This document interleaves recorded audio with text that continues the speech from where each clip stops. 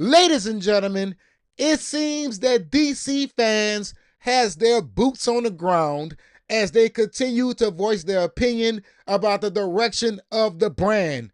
We have some poll results to talk about. One from Grace Randolph and another from the Critical Drinker.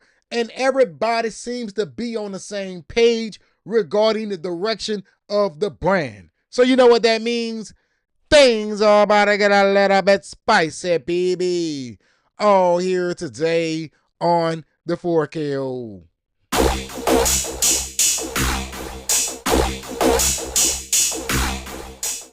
First up, we have Grace Randolph.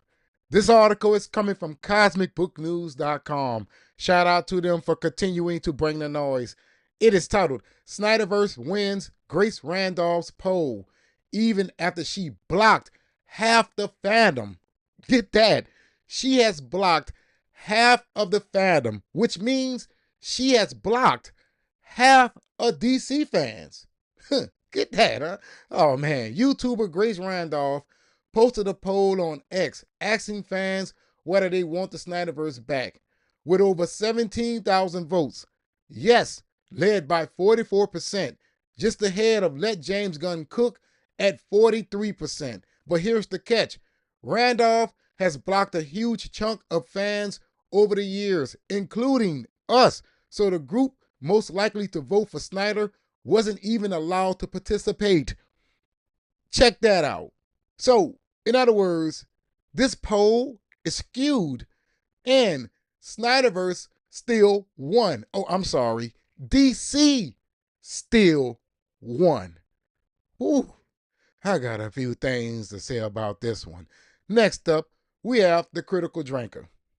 This is also coming from cosmicbooknews.com. It is titled, Zack Snyder's Man of Steel crushes James Gunn's Superman in massive Critical Drinker poll. All right, YouTuber Critical Drinker ran his own Superman poll during a live stream, and the results wasn't even close. Now, this is quite important because this is a spontaneous poll.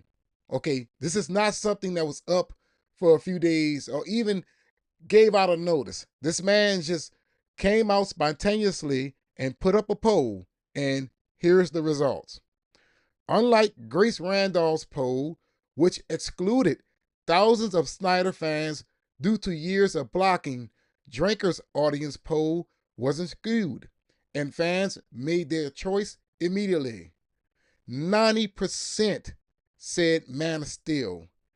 10% said James Gunn's Superman. With more than 8,000 people watching live, fans picked Man of Steel over James Gunn's Superman within minutes. Out of 2,191 votes at that time of the screenshot, a whopping 90% chose Snyder's films, leaving Gunn's Superman with just 10%. Drinker hasn't blocked the Snyderverse community, so his poll reached a full cross-section of the fandom.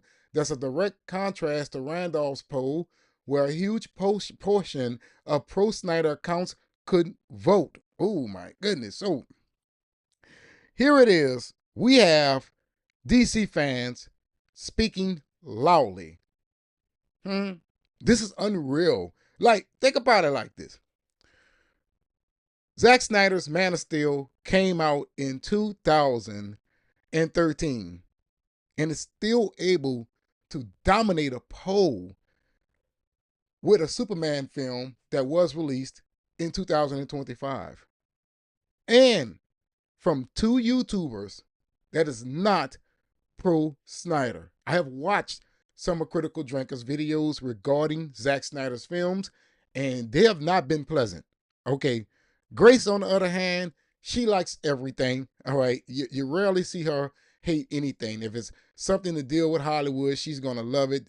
She's that type of YouTuber. Not trying to knock her for her style or anything like that. I mean, shout out to her. I mean, she did win an argument with James Gunn and prove that the guy is a total idiot. So for that, she gets my respect. But we have to point out that this is not a poll put up by a biased source. All right, neither poll is. Let's say someone, you can say my poll. If I put up a poll and it's that kind of number, of course you can say, yeah, it was going to win regardless. But here it is. Two YouTubers that is not pro Snyder put up a poll and Snyder was able to dominate it. Goes to show you what true DC fans want. Goes to show you why Warner Brothers Discovery should have never rebooted DC. And then you want to do it half-ass. Right? Think about that. You want to give us a new Superman, but keep all of James Gunn's friends and all the characters that he created. You went wrong right there. All right. That split the fandom right down the middle. That made people say, you know what? I am done with DC. All right. There's a reason why all of those flops happen in a row. When they announced this reboot, everybody was like, you know what? I'm off board. And speaking of Superman, I do not believe that's 615. I'm sorry. I have every indication that Warner Brothers skewed the numbers of Superman. They bought their own tickets. Fandango was doing a buy two, get one ticket free sale. Okay. I do not believe Superman's box office numbers. All of that is a ploy because they're trying to sell the company at this very moment. They cannot allow Superman to flop. All right. That can be the headlines. But yeah, man, Snyderverse fans, or should I say DC fans, we got to stop doing that. All right, everybody is DC fans. I don't know about James Gunn fans. They may just be James Gunn fans because they know nothing about DC. But Snyderverse fans, which is also DC fans, they're dominating at this very moment. We all are winning. All right, eating. All of this news is positive. All of this news is right there front and center, right at the time where Warner Brothers Discovery is up for sale. All right. There's a reason why you guys have to keep pushing to let these people know that this is what we want. Okay. The next film is Supergirl. And if that film does not succeed, that's going to speak volumes regarding James Gunn's direction. Now, here comes some bonus coverage. We have Lanterns officially delayed. We don't know when this will be released next year. There's no definitive release date, but something tells me that they're panicking behind closed doors because they have to get this thing far away as possible from DC's last TV show, which was Peacemaker Season 2. Left a bad taste in everybody's mouth. All right. Finally, Netflix reportedly vows to continue releasing Warner Brothers movies in theaters if a merger happens. So, there you have it. Netflix is saying, listen, we're going to keep theatrical movies. So, can we all stop with this panicking? Can we all stop with all of this whining and crying and understand that Netflix is about to make some money? Can we all just do that? All right. I'm not afraid of Netflix acquiring Warner Brothers Discovery. In fact, I'm not afraid of anyone acquiring Warner Brothers Discovery. It's better than the people who's running it now.